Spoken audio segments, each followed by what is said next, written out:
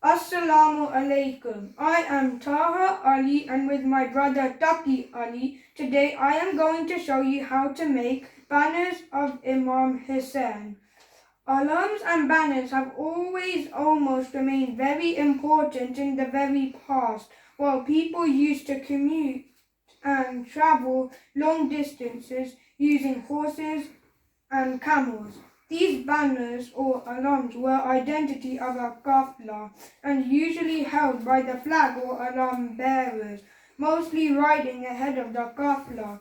Hazrat Imam Hussain al-Islam's banner holds a very important place and shows our love and devotion and azadari during the month of Muharram. We are going to explain how we have made a small banner at home. It involved three easy steps. Step 1. Cloth.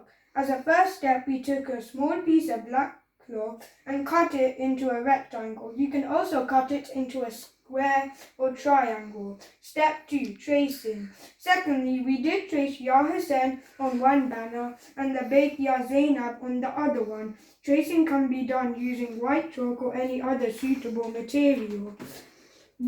Then we took our mother's help where she stitched the entire trace using a thread. We used white thread to see it clearly on the black cloth.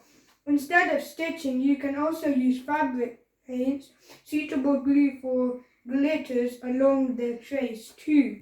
Step 3. Decoration. As a third step, we decorated our banners using commonly available beads. MashaAllah, we have our homemade Ya Hussain banners ready for us. You can make as much as you want. Allahumma salli ala Muhammad wa ali Muhammad wa ajil falijahum.